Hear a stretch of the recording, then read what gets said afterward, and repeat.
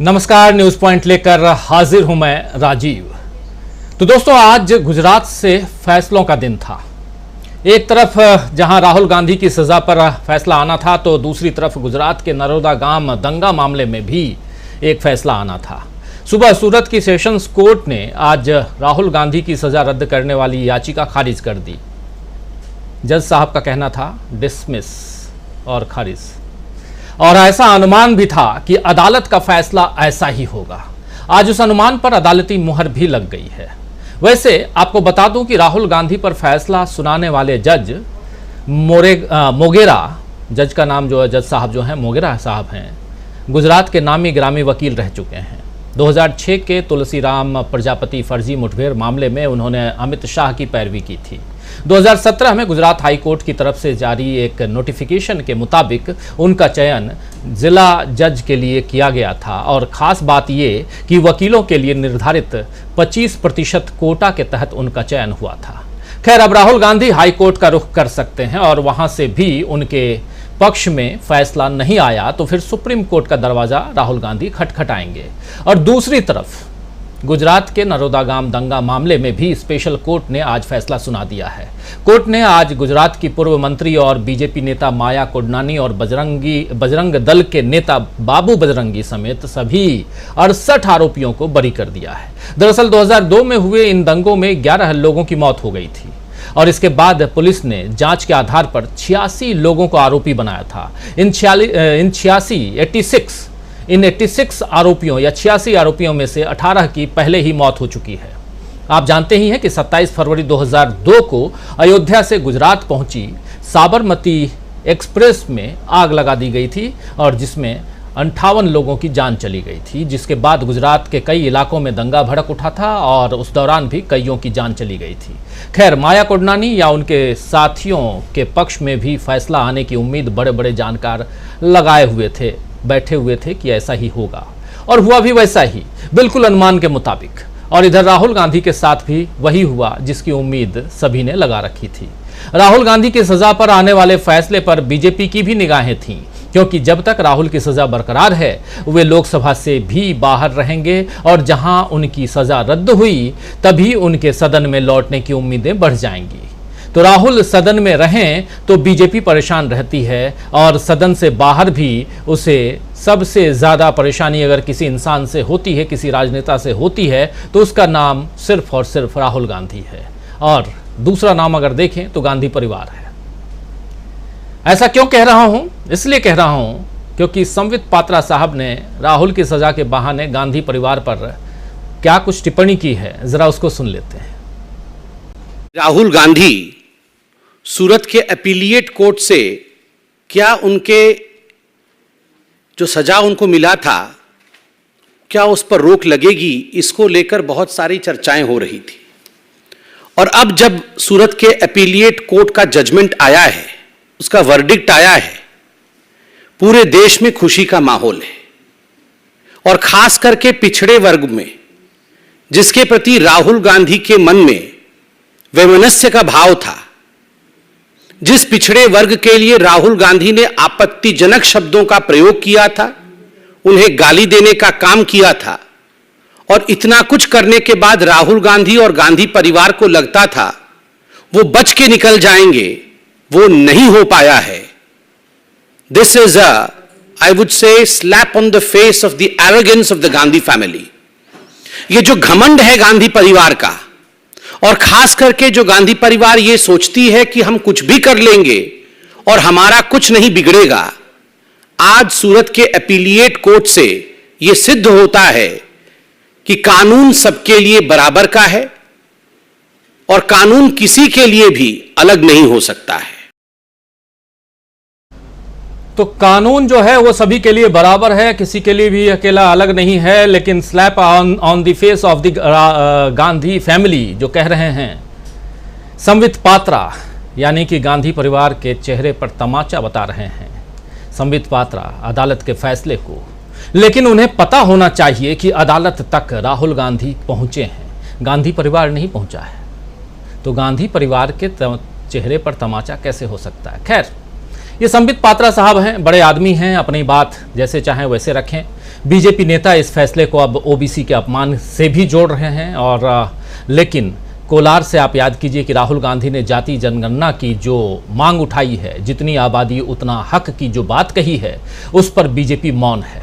खैर, राहुल गांधी अपनी सजा के खिलाफ तमाम कानूनी विकल्पों का इंतजार एक जिम्मेदार नागरिक के रूप में कर रहे हैं और इसका इस्तेमाल भी करेंगे, नेता होने के नाते भी करेंगे, ऐसा कांग्रेस का कहना है। सुनिए क्या कुछ कांग्रेस आज प्रेस कॉन्फ्रेंस करके कांग्रेस के जो बड़े बड़े नेता हैं वो भी हैं, और सबसे बड़ी बात आज जो कही जा रही है कि कांग्रेस के अंदर बड़े बड़े वकील हैं, लेकिन इन वकीलों ने क्या कुछ किया कि आखिर राहुल गांधी को अकेले छोड़ दिया क्या, या इनकी दलीलें ठीक नहीं थी?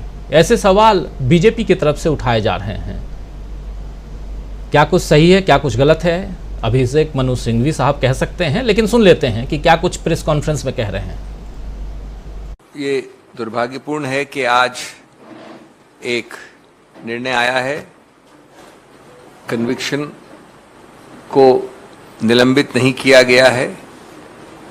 ये सभी जो मूलभूत आधार हैं कानून के इस क्षेत्र के, उनके अनुसार ये गलत है। एक गलत निर्णय को अफर्म किया गया है, वो गलत है। हमारे पास जितने भी कानूनी विकल्प हैं, प्राथमिक जिसमें है उच्च न्यायालय की तरफ जाना, उसके अधिकार क्षेत्र का हम उपयोग करेंगे, निकट भविष्य में करेंगे। इसमें तिथि देना आवश्यक नहीं है, लेकिन हमारे सभी अधिकार क्षेत्र जल्द से जल्द इस्तेमाल किए जाएंगे। आप जानते हैं कि हमारे जो संवैधानिक न्यायालय हैं, जो उच्च न्यायालय भी आता है, जिसमें उच्चतम न्यायालय भी आता है, उनके पास व्यापक ऐसे पावर्स हैं जिनके अंतर्गत ये जो गलत कारणों से गलत कानूनी आधार पर दो निर्णय आए हैं, उनको चुनौती दी जाएगी और हमें आशा और विश्वास है कि जल्द से जल्द ये सही की जाएगी, गलती को ठीक किया जाएगा न्यायिक कानूनी रूप से। तो सुन रहे थे आप अभिषेक मनु सिंघवी को, न्यायिक जो गलती है इसको ठीक किया जाएगा। तो राहुल गांधी की लड़ाई अभी लंबी है और गौर फरमाइए तो राहुल की सजा वाला मामला परवान तब चढ़ा जब उन्होंने संसद में अडानी के खिलाफ भाषण दिया था। उस भाषण में उन्होंने बीजेपी और पीएम नरेंद्र मोदी से कई सवाल पूछे थे, लेकिन बीजेपी अडानी पर उठाए सवालों पर अब तक चुप है। मगर राहुल गांधी लगातार मोदी जी से जवाब मांग रहे हैं और पूछ रहे हैं कि आखिर अडानी की कंपनियों में 20,000 करोड़ रुपए किसके हैं। इस सवाल और उस पर छाई सरकार की चुप्पी के बीच आज गौतम अडानी साहब शरद पवार के घर जाकर 2 घंटे की मुलाकात करते हैं। उनसे राजनीति में अंदरूनी हलचल तेज कर जो मुलाकात होती है उसके बाद से जो राजनीति है देश की, उस राजनीति की अंदरूनी हलचल जो है वो तेज कर दी गई है, बिल्कुल तेज है। इस मुलाकात में क्या हुआ इसका खुलासा नहीं हुआ है, लेकिन ये शिष्टाचार मुलाकात तो नहीं होगी, क्योंकि शिष्टाचार निभाने में 2 घंटे नहीं लगते हैं, 5-10 मिनट काफ़ी है। भेंट मुलाकात कर लिए, नमस्कार चमत्कार किए और आगे बढ़े। लेकिन 2 घंटे बंद कमरे में शरद पवार और गौतम अडानी साहब अगर बैठते हैं, बात करते हैं, तो कुछ ना कुछ तो है। ये 2 घंटे क्या बातें हुई हैं वो तो यही दोनों बताएंगे। वैसे भी एक नेता और उद्योगपति के बीच बंद कमरे में मुलाकात तो हुई है, तो उसमें कोई न कोई राजनीतिक रहस्य छिपा ही है।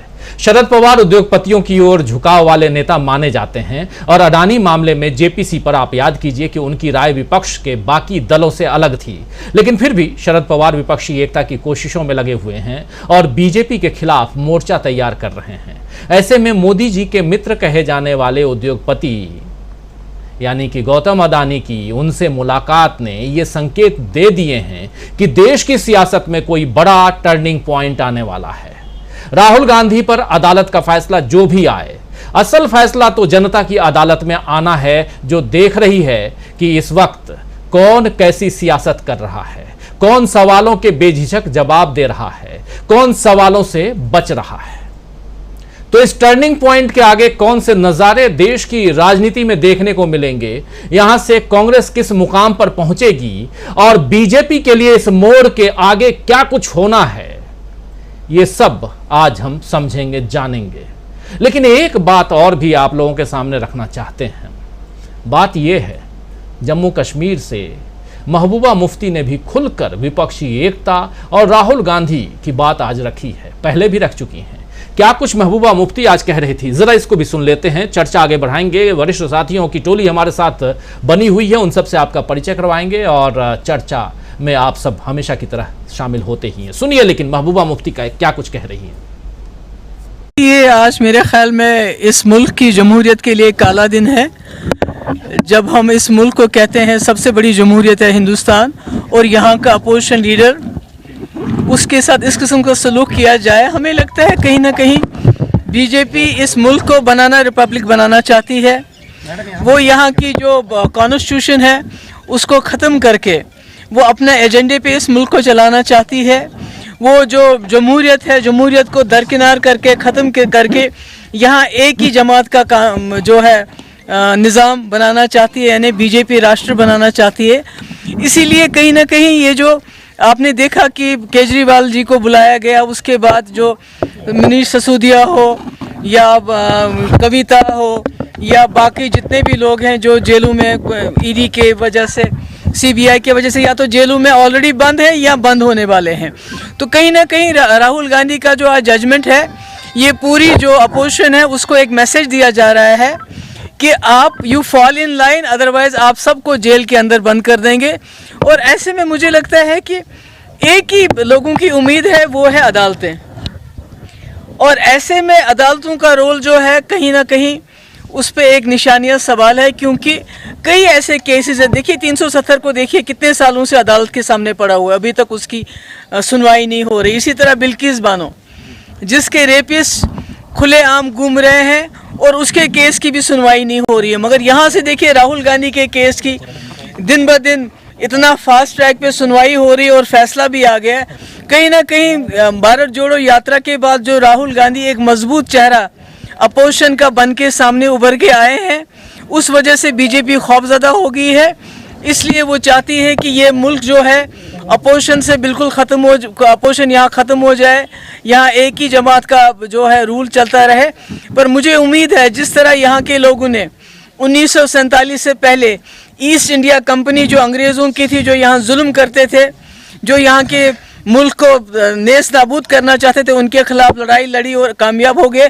आज इसी तरह इस मुल्क में बीजेपी ने वेस्ट इंडियन कंपनी, उसका यहाँ जो है एक रूल नहीं कह सकते, मिस रूल, जहाँ पर कानून की बालादस्ती नहीं है, जहाँ पर कॉन्स्टिट्यूशन की बालादस्ती नहीं है, जहाँ पर जमहूरियत की बालादस्ती नहीं है, उसको कायम करना चाहते हैं। मुझे उम्मीद है ये इस मुल्क के लोग सामने आएंगे और उसी तरह इस वेस्ट इंडिया कंपनी के खिलाफ भी लड़ाई लड़ेंगे, जिस तरह उन्होंने अंग्रेज़ों को यहाँ से भगाया था, इनको भी नेस नाबूद।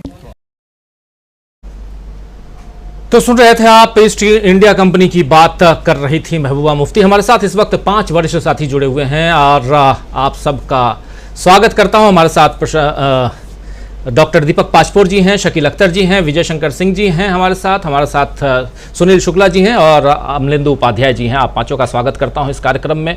बहुत कुछ दिन भर में होता रहा, घटनाक्रम जो है बहुत तेज़ी से बदलते हुए हम लोग देख रहे हैं और इसी पर हम चर्चा करने बैठे हैं। आप तमाम दोस्त साथी शुभचिंतक जो अब तक जुड़ चुके हैं और जो जुड़ने वाले हैं, आप सबका स्वागत है, इस्तकबाल करता हूं। सीधे आना चाहता हूं सुनील शुक्ला जी आपके पास। सुनील जी, किस रूप में देखा जाए, राहुल गांधी की सज़ा बरकरार रहेगी, इस बारे में बहुत लोग तो कह रहे थे और उसके पीछे बहुत सारी दलीलें भी हैं, जज साहब की बात भी है, कोर्ट का मामला है, कोर्ट का फैसला सर आंखों पे, उस पर मैं कुछ अपनी टिप्पणी नहीं करूंगा।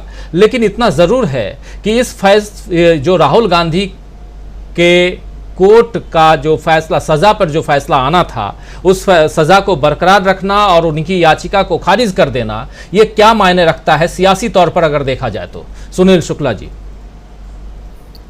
धन्यवाद राजीव जी।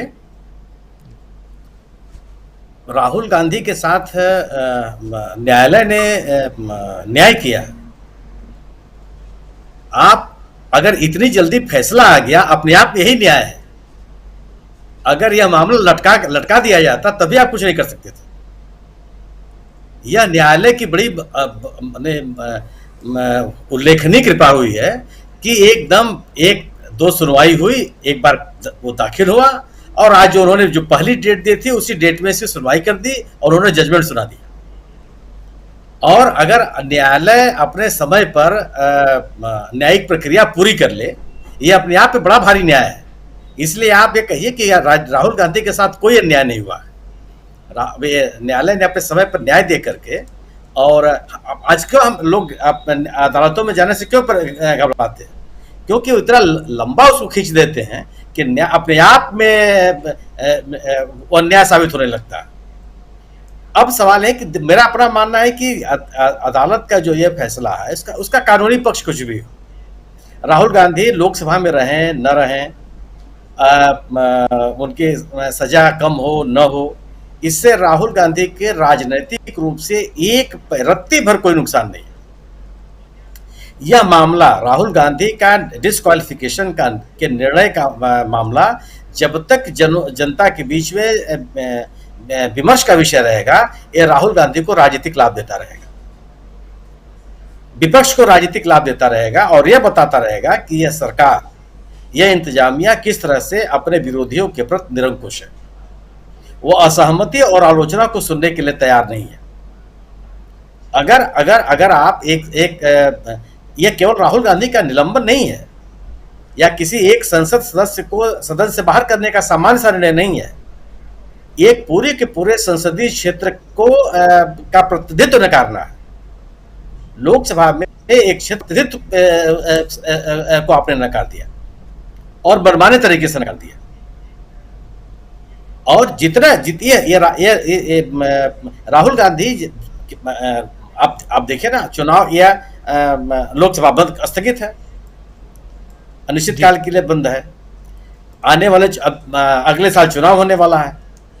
राहुल गांधी का महत्व लोकसभा से ज्यादा आज की तारीख में जो वो सड़कों पे घूम रहे हैं, लोगों के बीच जो उनकी उपस्थिति है वो ज्यादा महत्वपूर्ण है और वह इस सरकार के लिए बहुत ज्यादा घातक है। और तमाम अनुभवी लोग मौजूद हैं यहाँ। कोई भी न्यायिक प्रक्रिया, न्याय व्यवस्था, न्यायिक एडमिनिस्ट्रेशन उस राज्य सरकार से प्रभावित बगैर नहीं रह सकती है।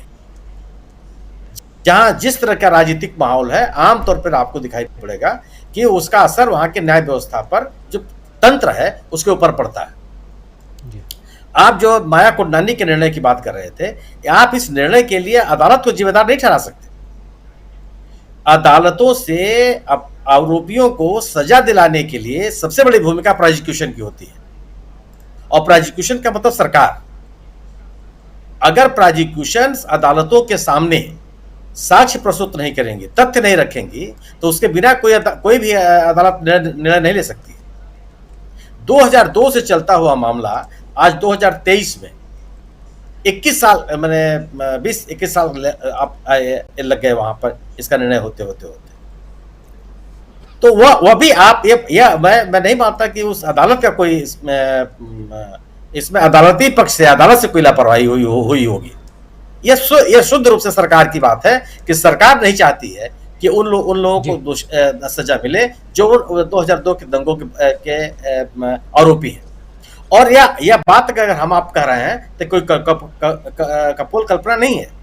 अगर आप बिल्किस बानो के सजा याफ्ता अपराधियों को जेल से बाहर छोड़ देते हैं, बाहर निकाल देते हैं, उनकी सजा माफ कर देते हैं, यह बताता है कि आप उस तत्कालीन घटनाओं में शामिल अपराधियों के प्रति कितने आप न्यायिक दृष्टि से देखते हैं।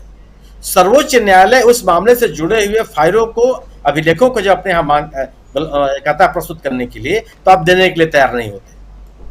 यह बताता है कि आप पूरी की पूरी न्यायिक प्रक्रिया को लेकर के कितने ट्रांसपेरेंट हैं, अपने निर्णय के प्रति आप कितने ट्रांसपेरेंट हैं, लोगों को न्याय मिले, पीड़ितों को न्याय मिले, इसके प्रति वहां की सरकार कितनी प्रतिबद्ध है। ये तमाम घटनाएं बता रही हैं आप। बिल्कुल।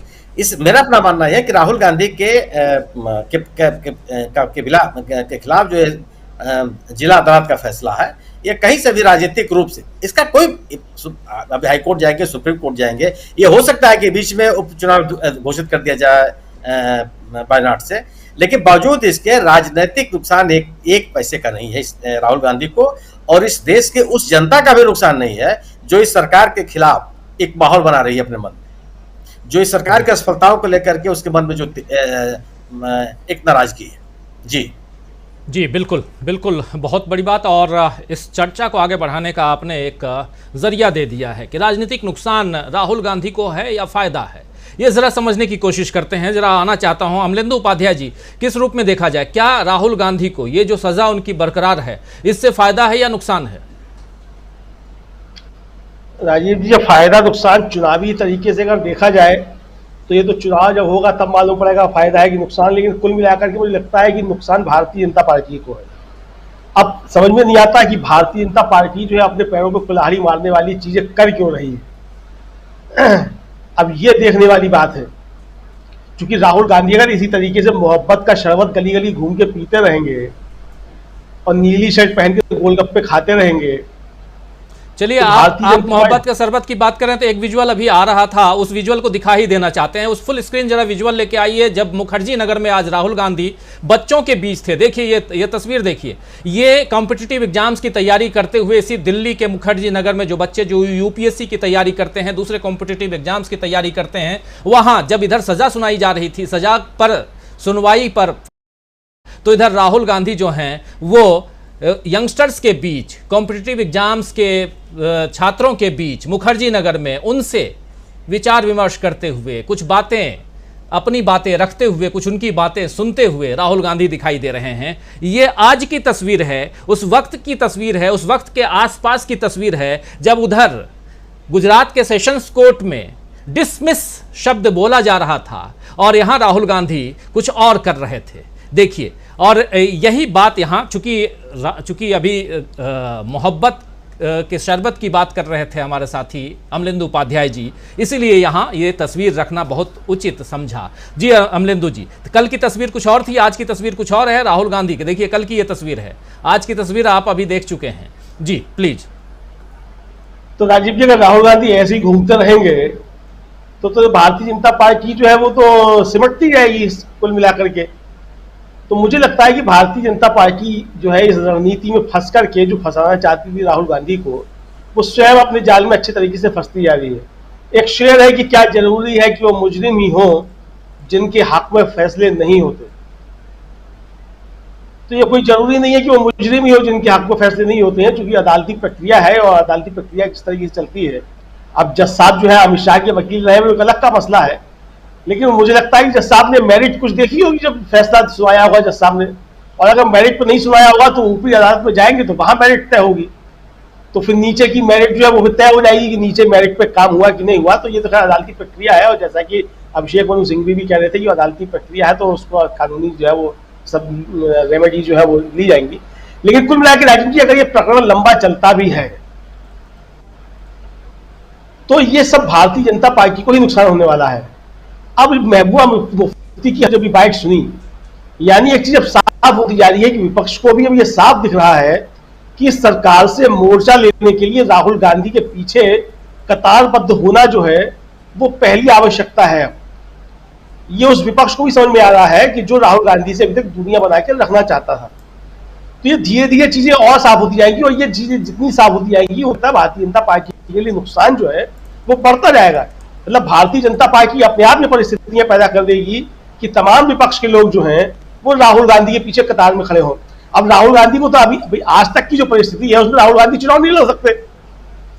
आज तक की जो परिस्थिति है, कल को अदालत में क्या फैसला आता है वो अलग का मसला है, लेकिन राहुल गांधी जो है प्रचार तो कर ही सकते हैं, राहुल गांधी सड़कों पर तो घूम ही सकते हैं। और मुझे लगता है कि राहुल गांधी का सड़कों पर घूमना जो है ये भारतीय जनता पार्टी को सड़क पर लाने के लिए, तो अब ये भारतीय जनता पार्टी को तय करना है कि उसे सड़क पे आने के लिए जो है वो राहुल गांधी का सड़कों पे घूमना जारी रखना है या इसको कम करना है। तो अब ये भारतीय जनता पार्टी की राजनीति आगे की रणनीति जो होगी उस पर बहुत कुछ तय करेगा।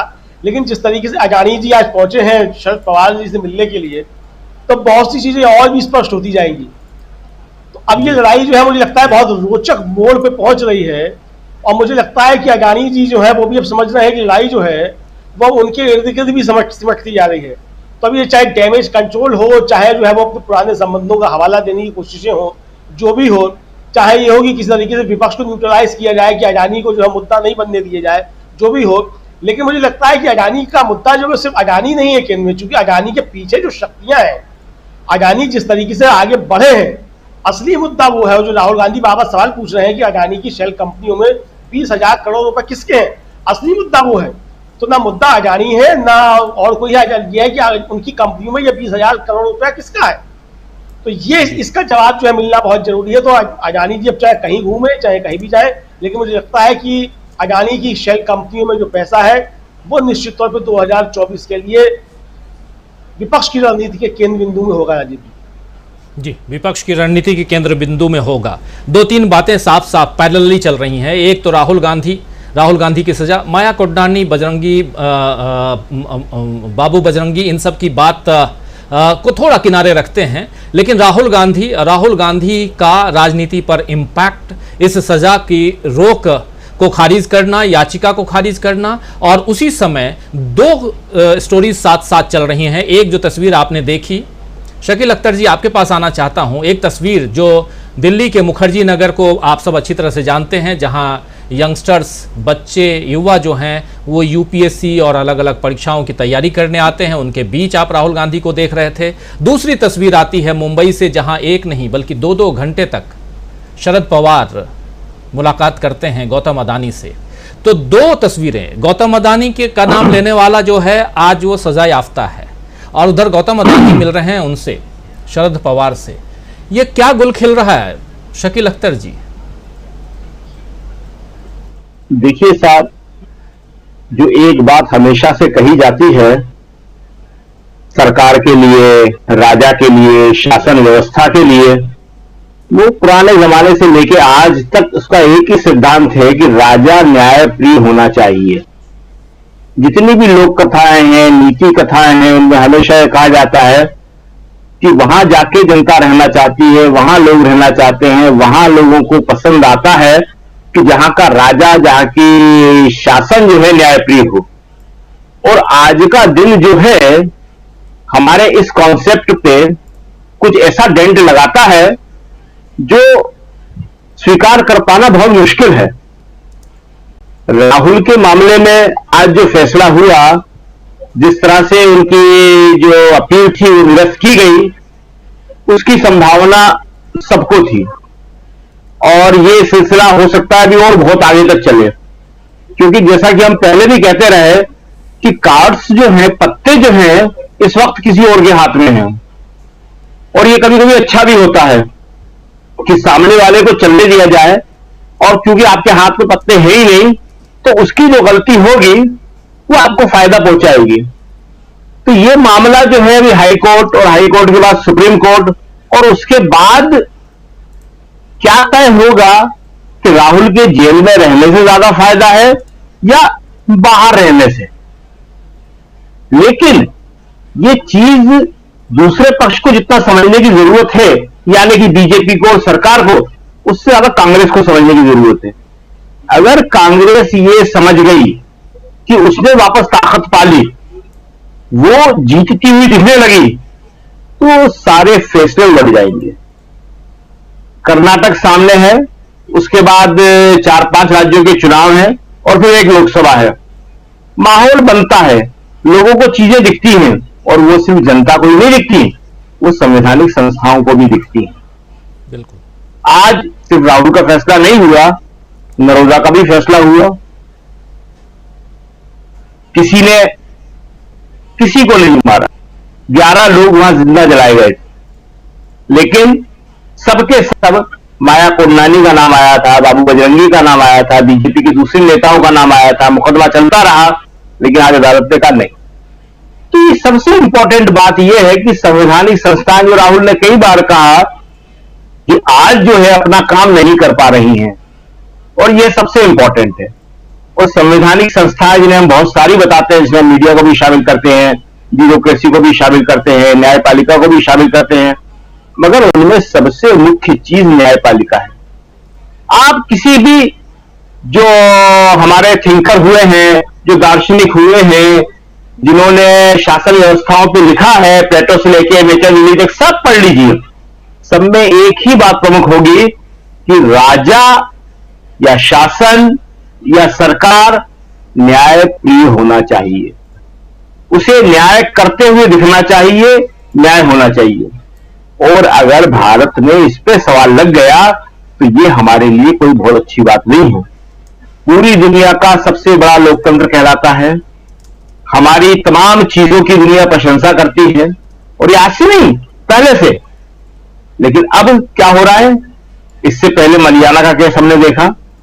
मलियाना में 70 से ज्यादा लोग मारे गए थे, वो सब भी अभी कुछ दिन पहले ही सब निर्दोष करार दे दिए गए। अभी बिल्किस बानो केस में सुप्रीम कोर्ट पूछ रहा है कि भाई हमें बताइए कि आपने रिहा क्यों किए, तो उसको बताया नहीं जा रहा है। वो तो सारे के सारे आरोपी नहीं थे, उन्हें तो सजा हो चुकी थी। बिल्किस बानो मामले में रेप में सजा याफ्ता थे, तब भी उनको रिहा कर दिया गया। और अभी नरोदा का केस अभी लेटेस्ट है, अभी कुछ घंटे भी नहीं हुए तब सामने आया है। तो राहुल का फैसला हो चाहे कोई और फैसला हो, अगर हमारी संवैधानिक संस्थाएं अपने विवेक से उनको जो एक ऑटोनोमस ताकत दी गई थी उससे काम नहीं कर पा रही है, तो ये हम सबका फेल्योर है और ये बहुत ही खतरनाक चीज है। आज आपने कहा कि राहुल वहां गए हैं, राहुल तो ये सब काम 9 साल से कर रहे हैं। राहुल छात्रों के बीच में, राहुल जनता के बीच में, किसानों के बीच में, पैदल जाते हुए मजदूरों के बीच में, हाथरस में जहां दलित बलात्कार हुआ था वहां जाते हुए, लखीमपुर खीरी जहां पे कुचल दिया गया था एक मंत्री के लड़के ने अपनी गाड़ी से, वहां जाते हुए, नोटबंदी पे बोलते हुए, अभी अडानी का जिक्र किया, अडानी पे राहुल के सवाल का कोई जवाब नहीं है। और सिर्फ अडानी पे क्या, उससे बड़ा सवाल पुलवामा का है जहां हमारे 40 जवान अपनी जान खो बैठे और उसमें वहीं के गवर्नर रहे सतपाल मलिक ने सवाल उठाए हैं आपके चैनल पे, आप ही ने दिखाया था उसको जी। लेकिन उसका भी जवाब नहीं है। तो ये सारे के सारे जो सवाल हैं राहुल के पास इनका जवाब नहीं है। राहुल क्या करेंगे? राहुल जो कर सकते हैं वो करेंगे, लेकिन इनका जवाब तो हमारी संवैधानिक संस्था और जनता के पास है। उन्हें देना पड़ेगा कि राहुल जो करने की कोशिश कर रहे हैं वो जनता के पास भी जा रहे हैं, स्टूडेंट के पास भी जा रहे हैं। और आज जो गए, बता दें हम आपको कि स्टूडेंट के पास जाने की बहुत सारी चीजें हैं इसमें, कि जितने भी यूपीएससी की तैयारी में बैठने वाले बच्चे हैं, लड़के हैं और लड़कियां हैं सिविल सर्विसेज के लिए, ये 1 साल एक्स्ट्रा मांग रहे हैं।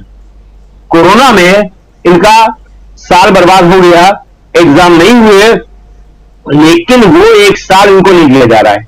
कौन सी नाजायज मांग वो मांग रहे हैं? इससे पहले भी दिया गया, जब भी कोई ऐसा कारण हुआ कि उन्हें छूट दी जाए, लेकिन वो छूट नहीं दी जा रही। दूसरी बात, आपको जैसा कि मालूम है कि सारे के सारे युवा हैं, उम्मीदों से भरे हुए हैं, कुछ करना चाहते हैं, और राहुल इनके बीच में बैठ के इनसे आज ये भी जानने की कोशिश कर रहे थे, बात कर रहे थे राहुल का जो लोकतांत्रिक तरीका है वो कैसा है, अच्छा है या बहुत अच्छा नहीं है। इसमें बहुत बहसें होती है कांग्रेस के अंदर भी बाहर भी, लेकिन राहुल का अपना तरीका है। तो वो लोगों से ये भी पूछ रहे थे, स्टूडेंट से ये भी पूछ रहे थे कि जो जातिगत जनगणना की मैं मांग कर रहा हूं, मैंने सवाल उठाया है, उसके बारे में आपकी क्या राय है? ये बड़ा इंपॉर्टेंट है। राहुल ने आज ये सवाल वहां पे किया और लड़के और लड़कियों से इसके बारे में पूछा। देखिए, राहुल ने 50 काम किए हैं 9 सालों में, जैसा कि मैंने सब बताया कि नोटबंदी से लेके किसानों की मांग उठाने से, मजदूर भी जाने से, लेकिन कोई असर नहीं हुआ, लोगों ने वोट नहीं दिए। आज राहुल ने जब जातिगत जनगणना की बात की तो लोग कह रहे हैं आप ये बात क्यों कर रहे हैं? अरे भाई, जब वो मंदिर जा रहे थे, उनके जनेऊ पहनने के फोटो आए, तब भी आपने वोट नहीं दिया उनको। तो आज अगर वो ये समझ रहे हैं, उनकी अपनी समझ है कि हर आदमी को उसकी आबादी के हिसाब से हक मिले, जितनी आबादी उतना हक, और ये आज राहुल कर रहे हैं क्या? इससे पहले लोहिया ने 60 साल पहले कहा था पिछड़े पाव में 100 में 60, उसके साथ तो बीजेपी ने समझौता किया था। अभी आज आप बता रहे थे कि बीजेपी ने इसके बारे में अभी कुछ नहीं बोला है, तो बीजेपी लोहिया का समर्थन कर सकती है, 100 में पाव है पिछड़े 60। और उस बीजेपी को लोहिया जो है मेन स्ट्रीम में ला सकते हैं। 1967 से पहले कहां थी जनसंघ? उसका नाम बीजेपी का नाम जनसंघ था। वो तो एक बिल्कुल अलग थलग पड़ी हुई पार्टी थी, उसको कोई हाथ नहीं लगाता था, लेकिन गैर कांग्रेसवाद के नाम पे लोहिया उसको साथ लाए। उसके बाद बीजेपी ने किससे समझौता किया? काशीराम जी से। और काशीराम जी ने क्या दावा दिया था? वो 30-40 साल पुरानी बात है। जिसकी जितनी संख्या भारी उसकी उतनी हिस्सेदारी। तो राहुल ने कोई नई बात नहीं कही है। इसको इस तरह पेश किया जा रहा है कि राहुल ने कोई ऐसी बात कर दी कि जिससे ये हो जाएगा वो हो जाएगा ना।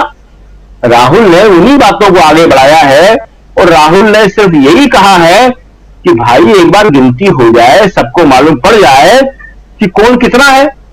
और आज आरक्षण किसको नहीं मिल रहा? बीजेपी ने ही तो जनरल को आरक्षण देना शुरू किया है, ये कांग्रेस ने शुरू किया था।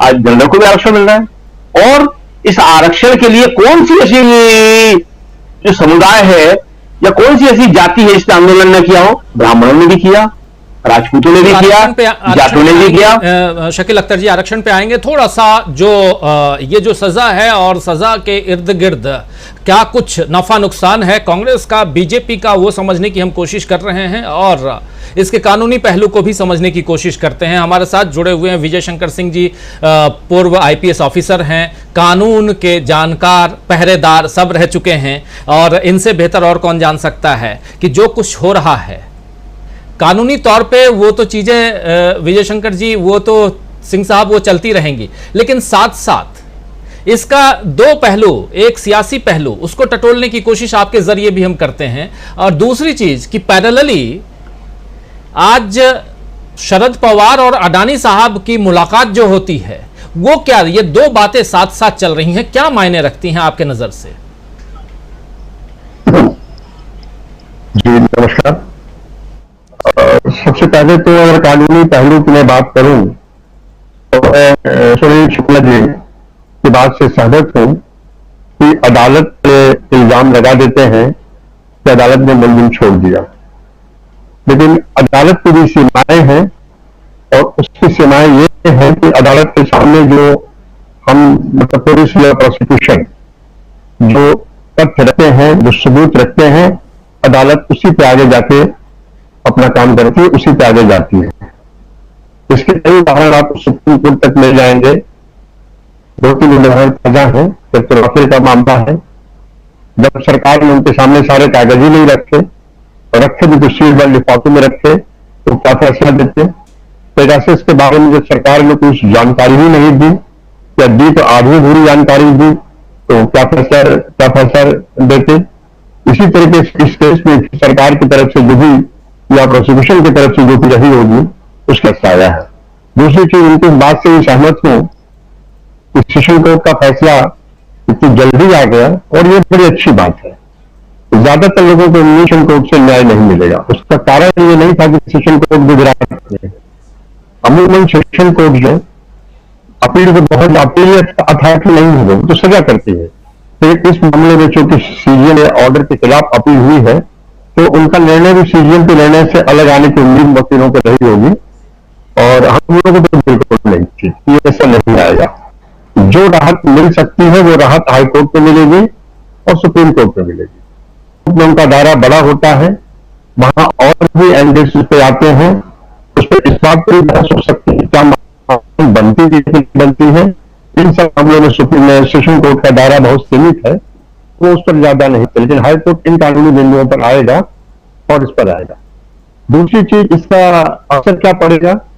ये अमलेनी जी ने बहुत साफ साफ कहा कि इसका असर तो ये पड़ेगा कि बीजेपी की मुखराहट बढ़ेगी। आप देखिए जिस तरह से अडानी का इशू उठाते ही एक चेन ऑफ रिएक्शन हुए हैं। जैसे ही संसद में राहुल गांधी का अडानी के बारे में भाषण होता है और मैं समझता हूं कि संसद की कार्रवाई जो नियमित रूप से देखते हैं तो इस बात को तस्दीक करेंगे। बहुत ही परिपक्व, बड़ा मैच्योर उनका भाषण था, बिल्कुल तथ्यों से भरे, बिना किसी नाटकीय भावभंगिमा के साफ शब्दों में एक एक बात तोड़ के कह रहे थे। ये भाषण निश्चित रूप से असहज कर गया, इसीलिए रात में इस भाषण को कार्रवाई से हटा दिया गया। नंबर 1। नंबर 2, इसके तत्काल हाईकोर्ट के स्टे के बावजूद उस मुकदमे की सुनवाई वहां रुकी हुई थी। स्टे होने के कारण नरेंद्र मोदी जी जो बहुत आहत हो गए इस बात से, हालांकि उस मुकदमे में भी नहीं है, वो प्रतिवादी है, मतलब उन पर कोई आरोप नहीं, उनका नाम नहीं उसमें, प्रतिवादी तो है ही है।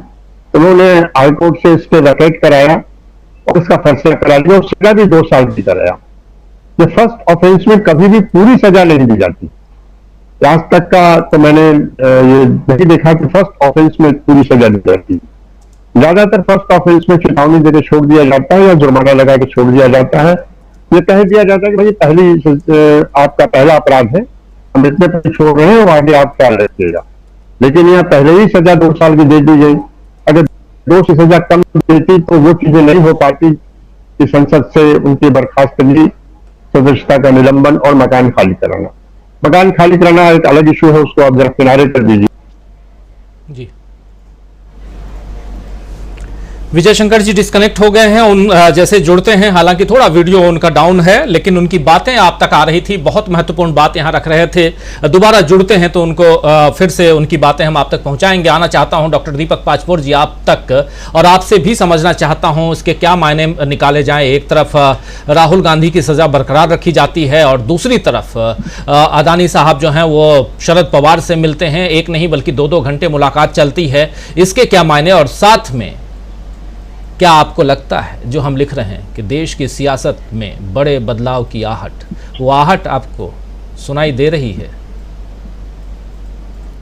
राजू जी, देखिए, जब से आधुनिक न्यायशास्त्र का विकास हुआ है, शुरू से एक बात हमेशा कही जाती है कि justice delayed is justice denied.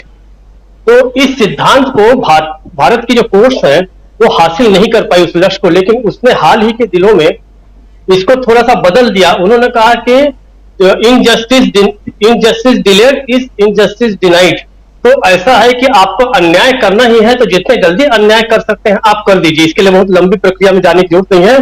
तो आप देखिए, मेरे ख्याल से भारत के इतिहास में, पूरे के पूरे कोर्ट्स के इतिहास में, न्यायशास्त्र के इतिहास में पहले बार ऐसा होगा कि किसी एक व्यक्ति का केस जो है इतने तेजी से 2 कोर्ट से निकल गया, लोअर कोर्ट से और सेशन कोर्ट से। ये अपने आप में तो इनजस्टिस को अगर कोर्ट ने भी मान लिया भाई कि जस्टिस तो हम शीघ्रता से नहीं दे सकते, यानी दे ही नहीं सकते, तो क्यों नहीं इनजस्टिस को ही, इनजस्टिस अन्याय की प्रक्रिया को जो है वो बहुत तेज कर दिया जाए। अच्छा, अगर ये ऐसा फैसला, ये फैसला अपेक्षित है, हर कोई जानता था कि लगभग यही होगा। मतलब सही बात मुझे अगर पूछा जाए, अगर ऐसा नहीं होता तो मेरा तो मोदी और अमित शाह की ताकत पर से विश्वास ही उठ गया होता। मुझे तो लगता है कि ये कमजोर पड़ गए हैं क्या, क्योंकि पूरा का पूरा गुजरात का जो कोर्ट सिस्टम है, न्यायिक सिस्टम जो है, वहां पर इसी तरीके के सारे सरकार के पक्ष में ही, भारतीय जनता पार्टी के पक्ष में ही, आरएसएस के कार्यकर्ताओं के पक्ष में ही सारे के सारे फैसले आते हैं। यहां तक कि देखिए कि जब तक यह मामला, मुझे ऐसा लगता है कि गुजरात की सीमा से बाहर नहीं निकलेगा, तब तक राहुल गांधी को न्याय पाने की कोई उम्मीद नहीं करना चाहिए।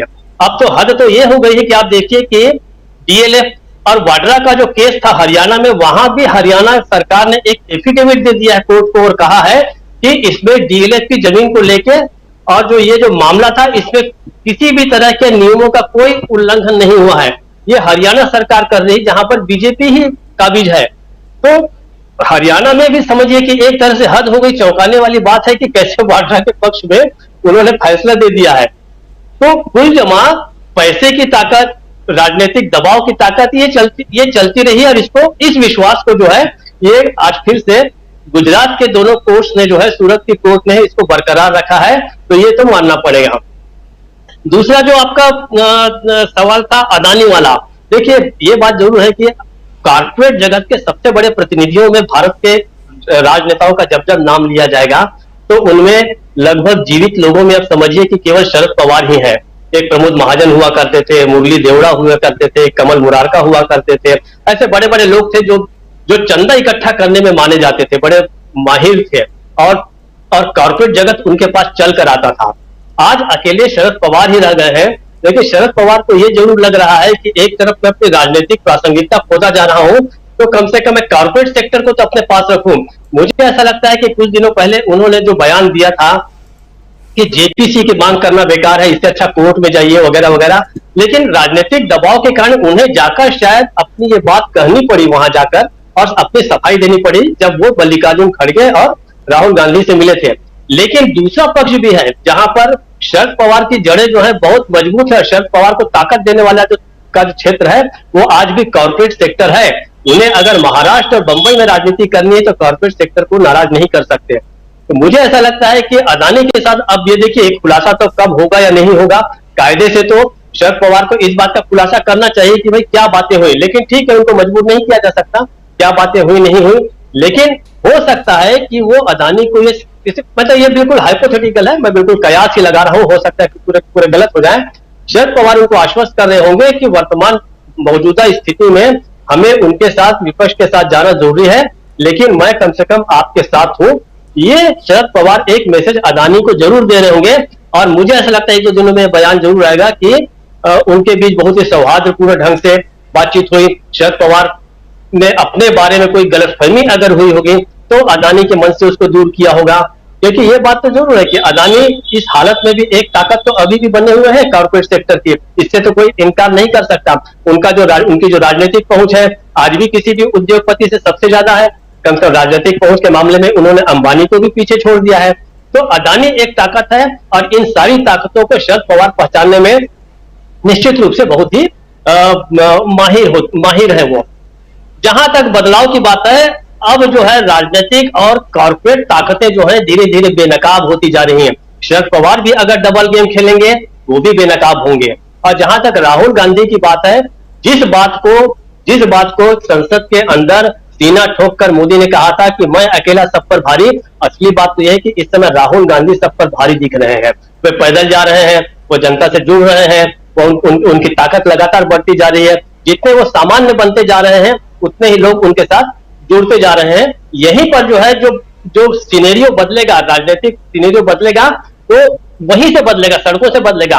और देखिए वैसे भी जिस सांसदी को बचाने की कोशिश कर रहे हैं या इस अवमानना के मामले में, खैर उन्हें अवमानना का तो केस लड़ना ही पड़ेगा, लेकिन सांसदी बचाने की उनमें कोई दिलचस्पी अब नहीं होनी चाहिए, क्योंकि लोकसभा तो वैसे ही राज्यसभा दोनों ही डिफंक हो चुके हैं। वहां बैठ के आप अपना केवल टाइम वेस्ट करेंगे तो अच्छा है कि उतना समय आप सड़क पर गुजारिए।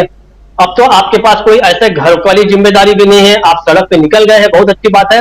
और परिवर्तन जो होगा, सियासत जो बदलेगी, नई करवट लेगी, वो सड़क से बदलेगी। अब मुझे ऐसा लगता है अब संसद से नहीं होगी, संसद डिफंक होती जा रही है।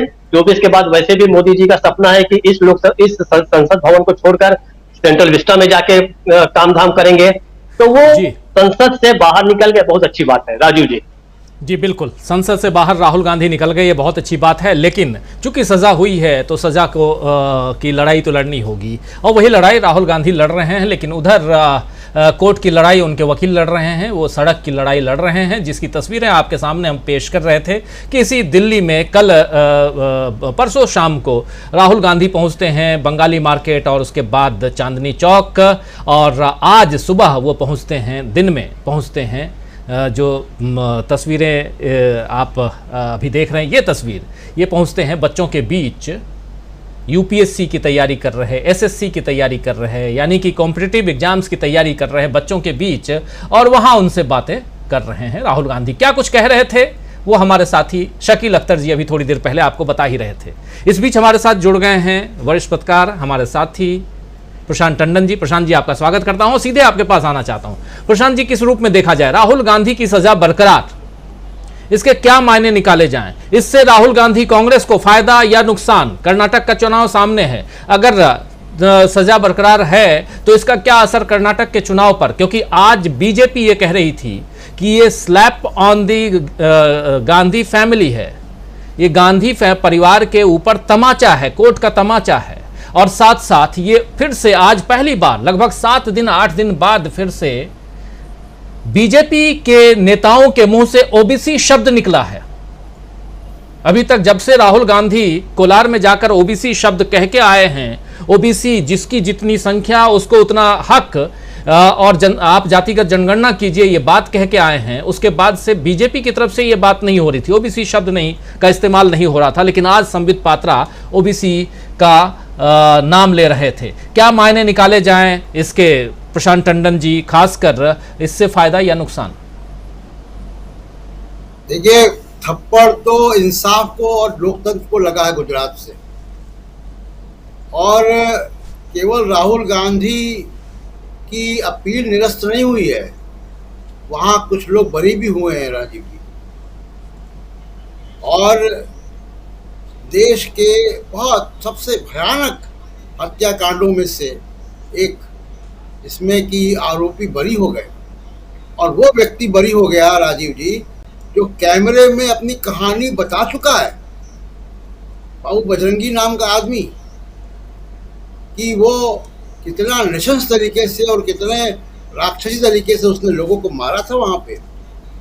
वो तो यूट्यूब में और सब जगह पे उसके वीडियो अवेलेबल है। तो वो व्यक्ति बरी हो गया और राहुल गांधी को की सजा बरकरार रखी गई। तो इसमें तो और ये इसमें क्या कहा जाए, इंसाफी तड़ी पार हो गया गुजरात से, कोई मेरिट नहीं है। आप ये देखिए कि जो पूर्णेश मोदी नाम के व्यक्ति हैं, तो राहुल गांधी ने जिन 3 मोदियों का नाम लिया उसमें पूर्णेश मोदी नहीं थे। उनका लोकल स्टैंड आई का मामला कन्विंसिंग तरीके से इस फैसले में नहीं एड्रेस किया गया। मोदी नाम की कोई जाति समूह नहीं है, इस पर कई बार चर्चा हो चुकी। फिर बता देते हैं कि मोदी पारसी भी हैं, मोदी मारवाड़ी भी हैं। ललित मोदी जिनका नाम लिया था वो मारवाड़ी हैं। तो मोदी नाम की कोई जाति समूह नहीं है। तो अगर समूह पे जाति समूह की अवमानना हुई है तो वो भी गलत है। और दूसरे की पूर्णेश मोदी की कौन सी अवमानना हो गई?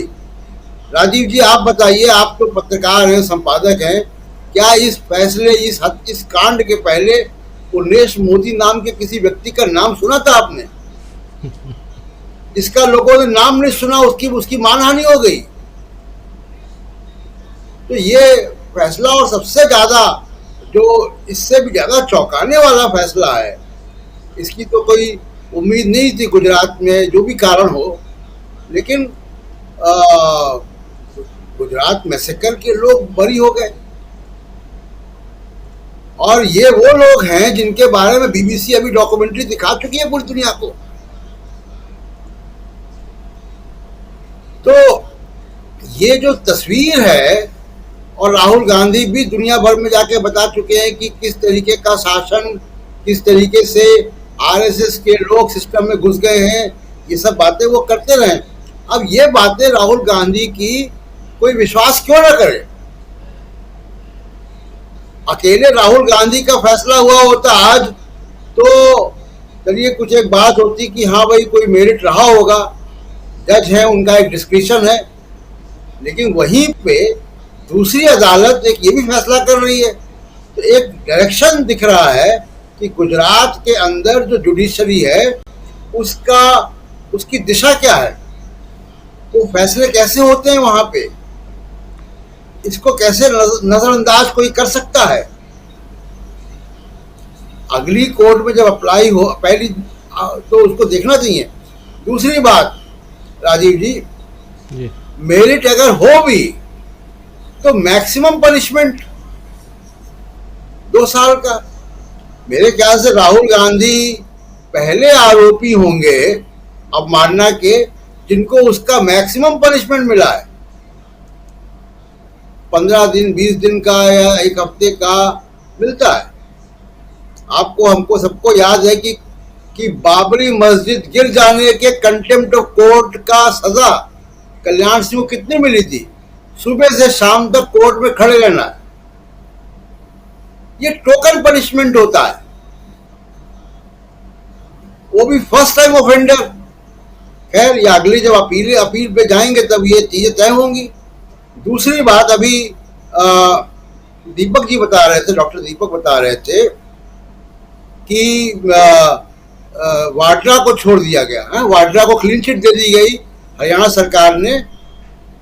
जरा मैं उसके बारे में बता दूं क्लीन चिट क्यों दी गई है। ये क्लीन चिट वाड्रा को नहीं दी गई है, ये क्लीन चिट डीएलएफ को दी गई है। वो वाड्रा डीएलएफ डील थी, डीएलएफ को डील क्यों दी, डीएलएफ को छूट क्यों दी गई है वो भी बता देता हूं।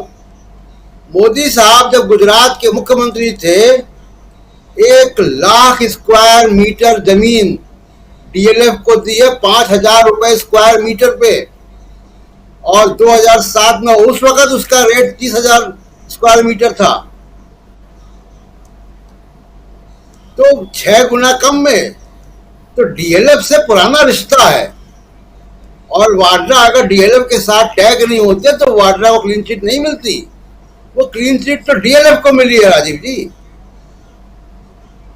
तो जिस तरीके से मोदी साहब की ये चीजें चल रही हैं इस सरकार की, वो सबको दिख रहा है जी।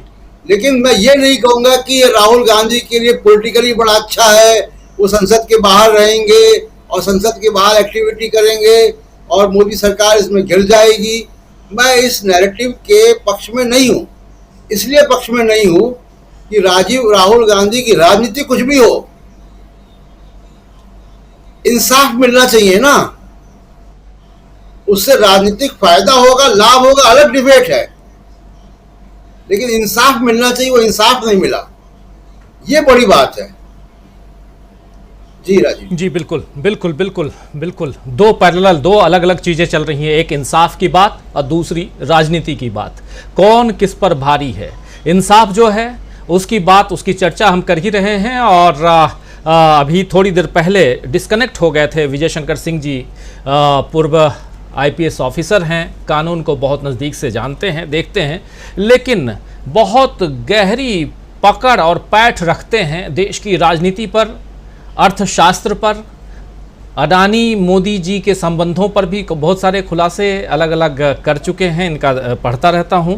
ज़रा आपसे समझना चाहता हूं, एक बार फिर से आना चाहता हूं। आपका कनेक्शन बहुत अच्छा है इस वक्त, इसलिए भी उसका लाभ लेते हुए विजय शंकर सिंह जी, क्या राहुल गांधी की जो बात इधर चल रही है वो तो ठीक है, लेकिन पैरेलली शरद पवार और अडानी साहब की मुलाकात, इसके क्या मायने निकाले जाए? ये बड़ा रहस्यमय सवाल है और इसका उत्तर भी बड़ा मुश्किल होगा देना।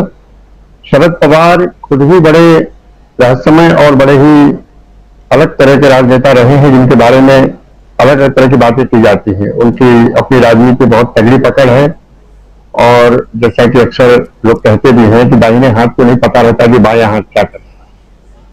अडानी से उनके संबंध हैं, और ये बात नहीं है, तमाम राजनेताओं के पूंजीपतियों से संबंध हैं, रहते हैं।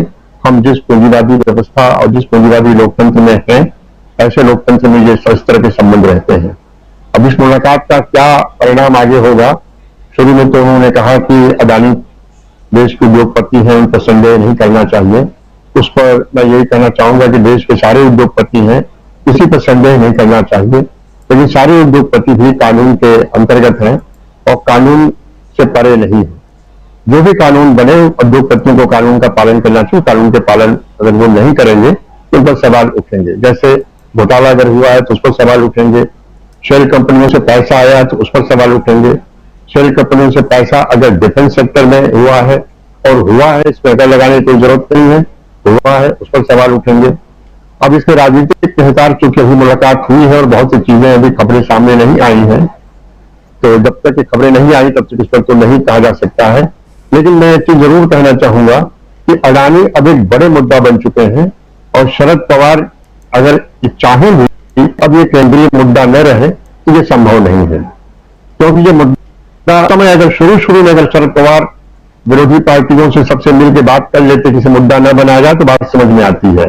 लेकिन अब ये मुद्दा इतना ज्यादा जनता के अंदर तक पेनिट्रेट कर गया है, पहुंच गया है, लोगों तक पहुंच गया है, लोग उस पर सवाल उठा रहे हैं। रोज कहीं न कहीं से कोई न कोई लोग लेख लिखे जा रहे हैं, और लेख लिखने वाले भी बड़े और प्रतिष्ठित आर्थिक पत्रकार हैं। और यही नहीं, सिर्फ भारत के मीडिया में छप रहा है। फाइनेंशियल टाइम्स ने छापा, बाहर के अखबारों ने छापा, न्यूयॉर्क टाइम्स ने छापा। शेयर मार्केट से जुड़ी जो मैगजीनें हैं जो इसका अध्ययन करती रहती है, वो भी सुशंकित हैं। जिन बैंकों से और जिन फॉरेन इंस्टीट्यूशन से अडानी ने लोन ले रखा है, ये भी सशंकित है। तो ये पूरा जो संचय है, इस पर बार बार बहस हो रही है। तो मुझे लगता है कि हो सकता है अडानी और शरद पवार से मिलने का एक मकसद ये भी रहा हो कि उन्हें इस केंद्रीय मुद्दे से थोड़ा अलग किया जाए, ताकि उन्हें राहत मिले। क्योंकि जितना ही वो इस तरीके से विपरीत चर्चा में रहेंगे तो उनके बिजनेस पर असर पड़ेगा, और पूंजीपति और व्यापारी के लिए उसका बिजनेस सर्वोपरि होता है, बाकी सब चीजें दोयम दर्जे पे आती हैं। लेकिन मुझे नहीं लगता कि शरद पवार भी उनको इस तरह का कोई आश्वासन दिए होंगे या दे सकते हैं, या दिया भी होगा तो एक तरह के पॉलिटिकल आश्वासन होगा। अब ये मुद्दा बहुत ही बड़ा मुद्दा बन चुका है और बड़ा ही इसका असर पड़ेगा और पड़ भी रहा है। इस मुद्दे को कांग्रेस को नहीं छोड़ना चाहिए, आप पार्टी भी नहीं छोड़ रही है और लोग भी नहीं छोड़ रहे हैं। धीरे धीरे ये मुद्दा आगे बढ़ेगा। मुझे नहीं लगता कि शरद पवार अडानी को कुछ स्थिति में होंगे या कह सकेंगे नहीं मैं सब संभाल लूंगा, ये मुद्दा नहीं बन पाएगा। तो मुलाकात होगी। अब इसकी डिटेल मैं आप ही लोगों से अनुरोध करूंगा कि जब वो बाहर निकल के आएगी तो आप ही लोग उसको डिटेल में बताइएगा। जी जी जी, बिल्कुल बिल्कुल, बहुत सारी बातें और बहुत इंपॉर्टेंट बातें आप यहाँ रख रहे हैं। मुद्दा शरद पवार और अडानी की मुलाकात का ही नहीं है, बल्कि राहुल गांधी की राजनीति का भी है। सियासत को जरा और टटोलने की कोशिश करते हैं, समझने की कोशिश करते हैं। सुनील शुक्ला जी, किस रूप में देखा जाए राहुल गांधी की सज़ा? अब ये आगे बढ़ेगी बात, और अभी जैसे आप लोग ही कह रहे हैं कि राहुल गांधी को गुजरात से न्याय नहीं मिलने वाला है, यानी कि राहुल को इस लड़ाई को लड़ने के लिए सुप्रीम कोर्ट तक आना होगा। इसके अगर सीधे शब्दों में कहा जाए तो एक तरफ, जैसा प्रशांत टंडन जी कह रहे थे कि एक तरफ इंसाफ की बात है, लेकिन दूसरी तरफ जो है वो सियासत की बात है। सियासी तौर पर आज की तारीख में कहाँ पा रहे हैं? आज की तारीख मतलब कि आज के इस घटनाक्रम के बाद राहुल गांधी को आप कहाँ देख रहे हैं? जब हम हमारे जैसे लोग ये कहते हैं कि राहुल गांधी को इस अदालती आदेश के बाद राजनीतिक रूप से फायदा होगा, तो हम इसलिए ही कह रहे हैं कि उनके साथ अन्याय हो रहा है। अगर आपके साथ अन्याय होगा तभी आप एक राजनेता के रूप में आपको लाभ मिल सकता है। आपके पब्लिक के बीच में, आम आदमी के बीच में ये जा रहा है कि एक ऐसा नेता जो सरकार का आलोचक है, सरकार के साथ असहमति व्यक्त कर रहा है, उसके खिलाफ इस तरह की कार्रवाइयां हो रही है। इस बिना पर उनको एक राजनीतिक लाभ मिलने की बात हो रही है। इस बिना पर लोगों के बीच में अगर राहुल गांधी जाते हैं और राहुल गांधी को सुना जाता है तो लोगों के बीच में संदेश जाता है कि एक ऐसा व्यक्ति जो देश की समस्याओं को लोगों तक पहुंचाने का प्रयास कर रहा है, एक बेटर पब्लिक कनेक्ट है, उसके साथ इस तरह की कार्रवाई की जा रही है सरकार के स्तर पर। अब गुजरात के बारे में क्यों कहा जा रहा है? गुजरात में जो अदालती निर्णय हाल के वर्षों में हुए हैं उनको लेकर के कानूनी जगत में तमाम तरह के सवाल पैदा किए जा रहे हैं। चाहे वो बिल्किस बानो के अपराधियों को छोड़ने का मामला हो, चाहे वो सर्वोच्च न्यायालय में बिल्किस बानो के अपराधियों को छोड़ने के जो अभिलेख है वो प्रस्तुत करने का मुद्दा हो, अभी जो माया कोंडानी का छोड़ने का को अदालत से पूरी तरह से छोड़ दे आरोप मुक्त कर दिए जाने का विषय रहा हो। इसके पहले भी 2002 के दंगे के तमाम मामलों में जो आरोपी थे उनको अदालतों ने छोड़ दिया। तो इस तरह की गतिविधियां हो रही हैं कि जो सरकार है, माने जो प्रोसिक्यूशन है, प्रोसिक्यूशन का मतलब सरकार, वह प्रोसिक्यूशन ही इन आरोपियों को सजा दिलाने के लिए के स्थिति में नहीं है। वो अदालतों में वह सभी मामले नहीं रखे जा रहे हैं जिससे कि इनको दंडित किया जा सके। और दूसरी तरफ वहां के जो कानून के जानकार हैं वो कह रहे हैं कि जो राहुल गांधी के ऊपर मुकदमा चलाया गया है वह कानूनी रूप से कहीं ठहरता ही नहीं। जो भी निष्पक्ष और तटस्थ कानून के जानकार है बात कर रहे हैं। और गुजरात में अदालतें जो उनको सजा सुनाई पड़ी हुई है। पहली बार जो बात विजय शंकर जी ने कहा कि पहली बार का ऑफेंडर को एक मैक्सिमम सजा दे दी जाए, ये संभवतः देश की पहली घटना होगी। और चूंकि अन्याय हो रहा है एक नेता के साथ और सरकार उसके साथ पूरे साथ अन्याय कर रही है, मान लेता हूं कि अदालत का निर्णय है, अदालती है, उसमें सरकार का कोई रोल नहीं है, एक ठीक है, आप एकेडमिक बहस के लिए इसको मान लीजिए। लेकिन लोकसभा से उनको अयोग्य घोषित किया जाए तो सरकार का फैसला था। उनका दिल्ली में मिले हुए आवास को खाली करने का आदेश दिए जाना ये तो सरकार का फैसला था। तो सरकार उस आदमी को एक पूरी तरह से कुचलने के लिए आमादा है कि नहीं, हम आपके अस्तित्व को ही नहीं रहने देंगे। इस जो सरकार का रवैया है राहुल गांधी के प्रति, उससे उस व्यक्ति को राजनीतिक ताकत मिलती है। एक निश्चित रूप से आपके खिलाफ एक अदालत ने एक आदेश सुनाया है, उसके खिलाफ कानूनी लड़ाई तो लड़ेंगे ही लड़ेंगे। लेकिन चूंकि राहुल गांधी एक राजनीतिक व्यक्ति हैं, लोकसभा के सदस्य रहे हैं वो, तो इस आदेश से या चल रही कानूनी प्रक्रिया से या कानूनी आदेश से निकले हुए सरकारी के उपरांत की जा रही सरकारी कार्रवाइयों से जो एक माहौल बनता है, उसका नफा और नुकसान उस व्यक्ति विशेष के बारे में आप कह सकते हैं।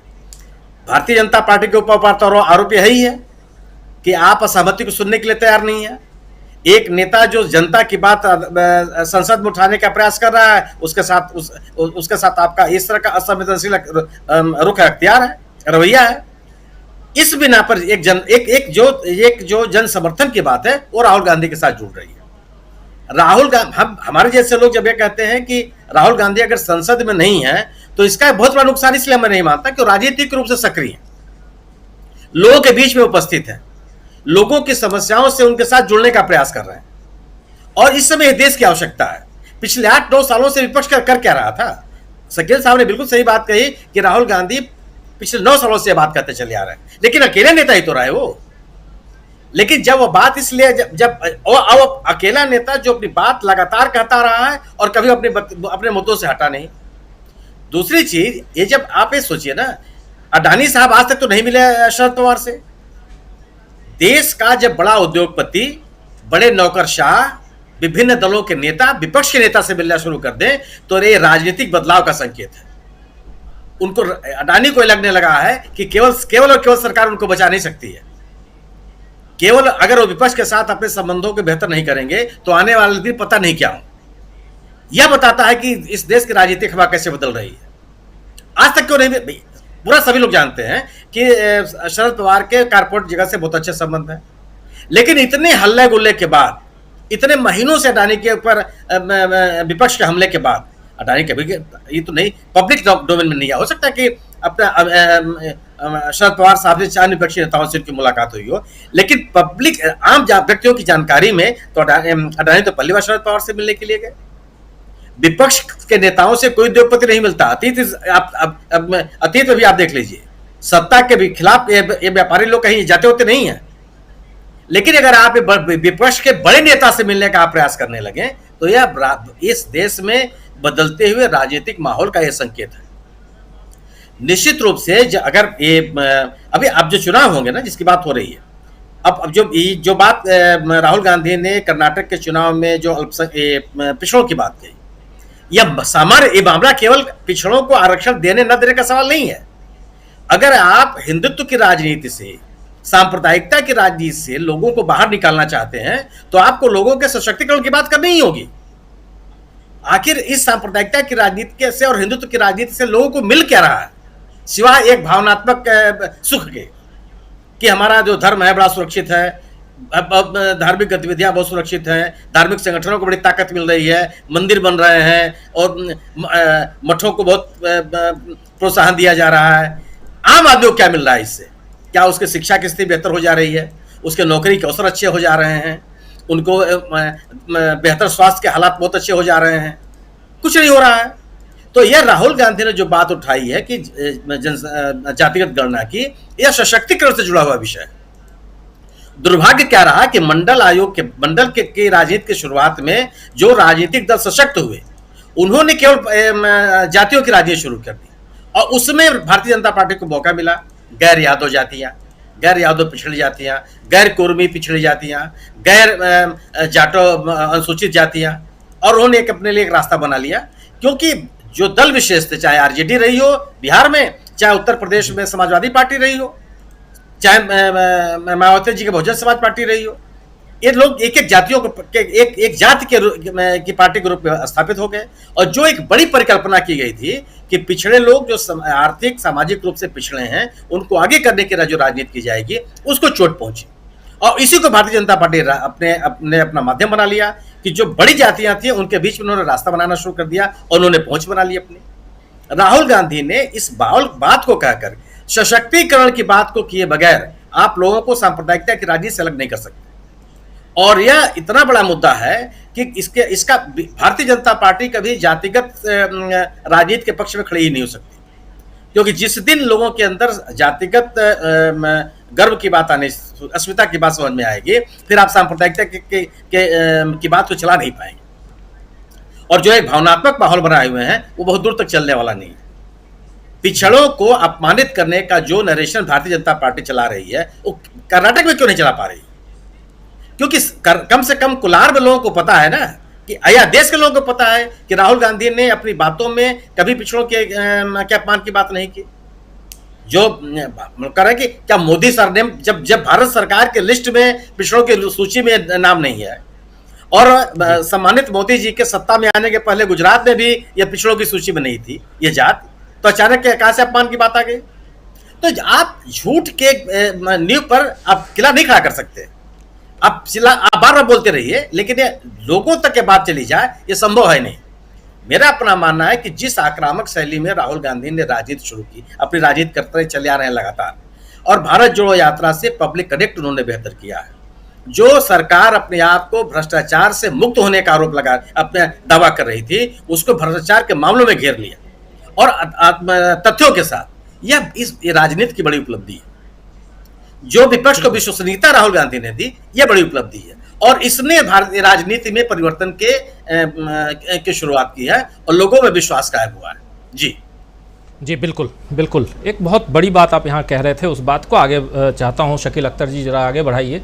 सांप्रदायिकता की राजनीति बनाम जो राहुल गांधी राजनीति कर रहे हैं, जिसमें अब ओबीसी की बात भी हो रही है, जातिगत जनगणना की बात हो रही है, और उसके अलावा भारत जोड़ो यात्रा के दौरान जिस राजनीति को हम लोगों ने देखा, हालांकि कह रहे थे राहुल गांधी और कांग्रेस कहती रही कि वो राजनीति के तहत या राजनीति के लिए वो यात्रा नहीं थी, मतलब वो सामाजिक सांस्कृतिक यात्रा थी मान लें, लेकिन फिर भी क्या सांप्रदायिकता के खिलाफ जो राजनीति आज की तारीख में, आज के समय में जो कांग्रेस कर रही है, उसमें दम है?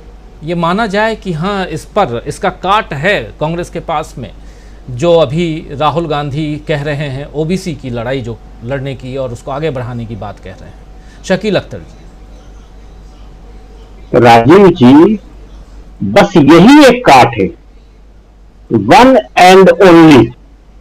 जो सुशील जी ने कहा, बहुत अच्छी बात कही और एक नया शब्द दिया इस सारी बहस को। जो काम कांग्रेसियों को करना चाहिए वो कांग्रेसी नहीं कर रहे हैं, वो दूसरे थिंकर, दूसरे लिखने पढ़ने वाले कर रहे हैं। कि ये जो राहुल गांधी की मांग है, ये देश के सशक्तिकरण की, भारतीय समाज को सशक्तिकरण की मांग है। ये तो देखिए, अभी सुशील जी ने बहुत साफ साफ कहा, बड़े अच्छे ढंग से आपको समझाया कि किस तरह से बीजेपी एंगल से ले गई और जिन लोगों ने मंडलिकी की उन्होंने उस एंगल को बढ़ावा दिया। राहुल गांधी आज यही कह रहे हैं कि भाई ये मालूम पड़ जाए कि ओबीसी में कौन सी जातियों का कितना परसेंटेज है। इसमें कोई दो राय नहीं है कि ये जातियों ने ओबीसी रिजर्वेशन का सब है, बिल्कुल लिया है। लेकिन जिस दिन ये मालूम पड़ गया कि बाकी जातियां, मतलब यहां पे नाम जैसे छोटी कई जातियां हैं, कुम्हार है, बड़ई है, जो धोबी है, जो कहार है, बहुत सारी ऐसी जातियां हैं कि ओबीसी में आती हैं और उन्हें बड़ा हिस्सा नहीं मिल पाया। और उन जातियों के हम नाम नहीं लेंगे, 2 या 3 जातियों ने ओबीसी में सबसे ज्यादा फायदा लिया। इसी दलितों में वाल्मीकि है, उन्हें फायदा नहीं मिला, वहां पे भी एक फायदा मिला दलितों में। एसटी में गुर्जर जो है क्यों मांग रहे हैं कि हमें एसटी का स्टेटस दिया जाए राजस्थान में? इसलिए कि एसटी का जितना फायदा है वो एक जाति को सबसे ज्यादा मिला। तो हिंदुस्तान में जो देख लीजिए, वहीं पे सबसे ज्यादा आईपीएस उसी एक जाति के होंगे, राजस्थान से आने वाली है वो। तो इसको कह के राहुल गांधी ने एक सबके लिए ओपन फील्ड बना दी है कि भाई आओ, किसमें कितने हैं और उनको उनके हिसाब से आगे बढ़ने का मौका दो। इसमें कोई बुराई नहीं है। अब देखिए कि देश में कम 75% के आसपास लोग कहते हैं कि ओबीसी, दलित और एसटी है। और अगर इतनी बड़ी तादाद में है तो राहुल गांधी ने कहा कि सेंट्रल गवर्नमेंट 100% लोगों को पोस्टों पर रखा, 75% और 7%। अरे देश की संख्या में इतना बड़ा परसेंटेज है और ये परसेंटेज जो है लोकसभा में भी दिखाई देता है इतनी बड़ी तादाद में। अभी राजस्थान का एक उदाहरण हमने किसी को बता रहे थे, किसी पे, कि राजस्थान सांसद आते हैं, 25 में से 7 सीटें जो रिजर्व है वहां पे, बाकी बची 18 में से 10 सीटें हैं। इतना बड़ा प्रतिनिधित्व है ना आखिर उनका। तो भाई उन्हें कहीं एड्रेस तो करना पड़ेगा। और ये जो बात है कि सांप्रदायिकता की लड़ाई के खिलाफ, ये जो सामाजिक न्याय की लड़ाई है, या जिसे अभी सुशील जी ने कहा सशक्त लड़ाई है, या इसको आप जो भी कहें वो कैसे हम दे सकते हैं कि, लेकिन यही एक तोड़ है। आपकी आवाज, माफी चाहूंगा, आपकी आवाज काफी कट रही है, थोड़ा सा आपका वीडियो डाउन है इसलिए कट रही है आवाज़। थोड़ा कोशिश करते हैं, नहीं तो फिर प्रशांत टंडन जी आपके पास आऊँगा। जरा प्लीज़ शकील अख्तर जी अपनी बात आगे बढ़ाइए, देखते हैं अगर ऐसे ही डिसकंटिन्यू आ रही है आवाज़, आगे बढ़ेंगे। जी। तो आज की तारीख में ये बात बहुत जरूरी कि जातिगत जनगणना जो कि कांग्रेस सरकार करा चुकी थी 2011 में, और उसके बाद उठाते हैं कि अरे भाई 2 से 3 और 4 साल हमेशा लगते हैं, और इसमें तो और ज्यादा डिटेल में कराई गई थी। वो जब तक आते हैं उसके आंकड़े होता सब कुछ, सरकार चली गई। लेकिन अब ये मांग बिल्कुल जायज है कि 2021 में जनगणना होना चाहिए थी, हर 10 साल में होती है, वो अभी तक क्यों नहीं हुई? वो तत्काल शुरू कराई जाना चाहिए, और उसमें जातिगत जनगणना के साथ आर्थिक जनगणना विभिन्न मुद्दों होना चाहिए कि आज जैसे जनरल वाले कहते हैं नुकसान हो जाएगा, नहीं होगा। जनरल जेपी ने ऑलरेडी दिया, इस दायरे को और भी बढ़ाया जा सकता है, लेकिन आज ये मालूम होना जरूरी है। आपको रोक रहा हूं, आवाज बहुत कट रही है, और सीधा आना चाहता हूं प्रशांत टंडन जी। क्या राहुल गांधी को, बहुत सारी बातें यहाँ हो रही हैं, ओबीसी जनगणना की बात भी हो रही है, ओवरऑल जातिगत जनगणना की बात हो रही है, राहुल गांधी जो बात रख रहे हैं, और सवाल वही लेके आया था मैं, शकील अख्तर जी बहुत शानदार तरीके से अपनी बात रख भी रहे थे कि क्या सांप्रदायिकता वाली जो राजनीति है उस पर राहुल गांधी जो राजनीति कर रहे हैं वो एक वैकल्पिक राजनीति के रूप में देश के मतदाताओं को प्रभावित कर सकता है, ये मुद्दा क्या? एक सवाल ये जो यहाँ बहुत इम्पोर्टेंट है। दूसरा, राहुल गांधी को जो सज़ा दी गई, जिसका ऐलान हुआ पिछले महीने के 23 तारीख को, 23 जहाँ तक ध्यान आ रहा है 23 मार्च की बात है, और आज 20 अप्रैल है, उस सज़ा को बरकरार रखा गया है सेशंस कोर्ट से, सूरत के सेशन कोर्ट में। क्या वो टर्निंग पॉइंट था राहुल गांधी और कांग्रेस की राजनीति में? ये 2 सवाल, जरा उसका जवाब दीजिए। अनम्यूट कर लीजिए। जो हाँ अनम्यूट है। 2024 के चुनाव की उल्टी गिनती 1 साल से शुरू हो चुकी है, और आप देखिए कि 2019-2014 में भी जब सत्ता बदली थी तो 1 साल 1.5 साल से पहले से ही एक हवा बनना और बातें होना शुरू हो गया था। अब बहुत सारे हमारे जो बुद्धिजीवी वर्ग के लोग और सेकुलर मिजाज के भी लोग थोड़ा घबरा जाते हैं ये ध्रुवीकरण की राजनीति को, और दूसरा कुछ एक गलतफहमी या भ्रांति है कि कुछ बड़ा हो जाएगा और कुछ एक घटना ऐसी हो जाएगी कि सब इधर का उधर हो जाएगा, और लोग रेफरेंस देते हैं 2019 का। लेकिन अगर मैं इसको तराजू में देखूं, कोई बैलेंस हो, कोई तराजू हो, कि एक तरफ तो नरेंद्र मोदी का हिंदू मुस्लिम कार्ड है, जिसमें कि गोदी मीडिया भी एम्पलीफायर है, वो भी उनके साथ है, और दूसरी तरफ उनके फ्रिंज एलिमेंट और ये सब लोग हैं। दूसरी तरफ जातिवार जनगणना है, अडानी है, बेरोजगारी महंगाई है, और उससे भी, और इन सब के बराबर एक और मुद्दा है, वो मुद्दा है फेडरल ताकतों का, यानी संघीय ढांचे का, यानी जो राज्य या क्षेत्रीय दल जो नरेंद्र मोदी के एकीकृत शासन व्यवस्था से तंग हैं, प्रताड़ित हैं, वो पूरा एक जो कुनबा है, ये अगर आप दोनों को तराजू में रखेंगे तो बहुत भारी है इस वक्त कांग्रेस और विपक्षी नेताओं का, विपक्षी दलों का जो का पक्ष है। और निश्चित तौर पे जब इलेक्शन होंगे, ये जातिगत जनगणना अगर नीचे तक चली गई, जैसे कि सतपाल मलिक जी ने मेरे इंटरव्यू में कहा कि अडानी का मामला मुद्दा नीचे तक चला गया है, अगर जातिगत जनगणना के फायदे, जैसा सुनील शुक्ला जी भी बता रहे थे या हम लोग कल कर रहे थे, अगर जनता को समझाने में कांग्रेस कामयाब हो जाए, जैसे वीपी सिंह कामयाब हो गए थे बोफोर्स को समझाने में, तो ये इतना बड़ा मुद्दा होगा कि सबको ढक लेगा,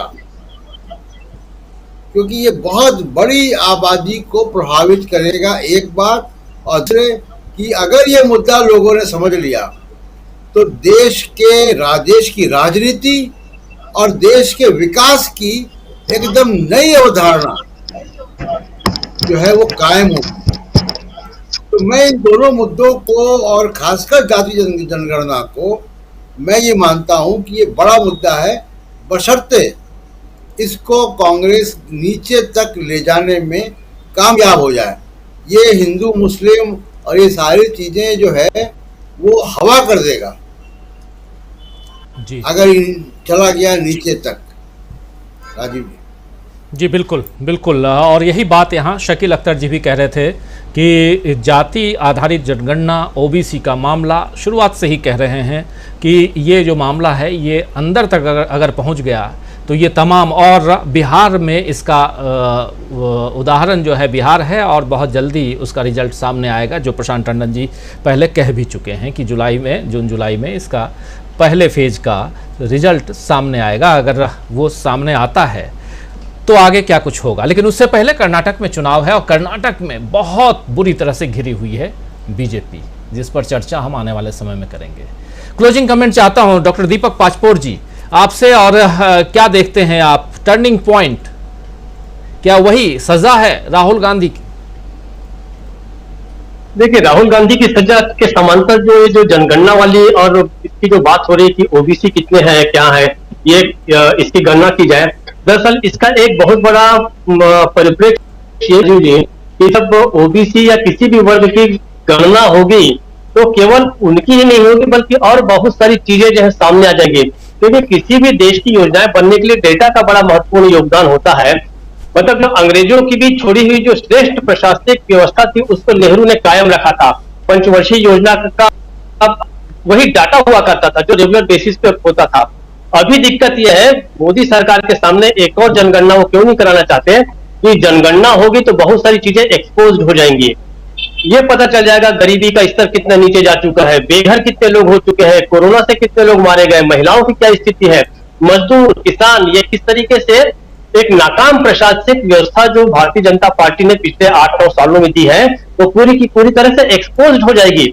और जब ये बात लोगों के सामने आएगी तो अपने आप जिस मोदी का जो चरिश्मा है, उनका जो तिलस्म है वो टूट कर बिखर जाएगा। इसलिए केवल ओबीसी वाला मामला अपने आप में जो है वो तो है ही, उसके साथ साथ बाकी भी सारा जो डेटा आएगा वो महत्वपूर्ण है। उसके कारण भारत के लोगों को पता चलेगा, जिस तरीके से अटल बिहारी वाजपेयी के समय शाइनिंग इंडिया की जो सारी चमक उतर गई थी 2004 में, वैसा लोगों को पता चल जाएगा कि, और ये भी पता चलेगा कि डाटा रखना तो सरकार ने बंद ही कर दिया है। पिछले 3-4 सालों से बेरोजगारों का डाटा ही नहीं इकट्ठा किया जा रहा है, बेघर कितने हैं हमें नहीं मालूम। तो ये केवल एक ओबीसी तक ये मामला नहीं रुकेगा, मामला पूरे के पूरे एक समाज में जो आवश्यक जो डाटा है वो कलेक्ट हो जाएगा, और वही जो डाटा कलेक्ट होगा वो मोदी सरकार को पूरी तरीके से बेनकाब करेगा। इसलिए बहुत महत्वपूर्ण मुद्दा है जो टर्निंग पॉइंट साबित हो सकता है। राजीव जी जी बिल्कुल, बहुत बहुत महत्वपूर्ण मुद्दा जो टर्निंग पॉइंट साबित हो सकता है। लेकिन आज राहुल गांधी की सजा सूरत के सेशंस कोर्ट में बरकरार रखी गई है, और लेकिन दूसरी तरफ नरोदा गांव मामले में जो 11 लोगों की वहां मौत हो गई थी, जान चली गई थी, जान ले ली गई थी, उसमें जितने भी आरोपी थे सब बरी हो गए हैं। 18 की डेथ हो गई और उसके बाद बचे 68 वो सब बरी हो गए हैं। वही गुजरात वो भी है, गुजरात ये भी है, यानी राहुल गांधी भी गुजरात में हैं, सज़ा भुगत रहे हैं और केस लड़ रहे हैं। और दूसरी तरफ आप देख रहे हैं गोधरा का मामला है, 27 फरवरी 2002 का मामला है और उसके बाद का गोधरा कांड जो है वो 27 फरवरी 2002, लेकिन उसके बाद जो रिएक्शन हुआ उसका मामला चल रहा है। तो इस चर्चा को अब यही समाप्त करने की इजाज़त चाहता हूं। बहुत बहुत धन्यवाद देना चाहता हूं विजय शंकर सिंह जी आपको, शकील अख्तर जी आपको, सुनील शुक्ला जी आपको, प्रशांत टंडन जी आपको, डॉक्टर दीपक पाचपोर जी और अमलेंदु उपाध्याय जी, आप सबको बहुत शुक्रिया, बहुत धन्यवाद। आप लोग जुड़े रहे।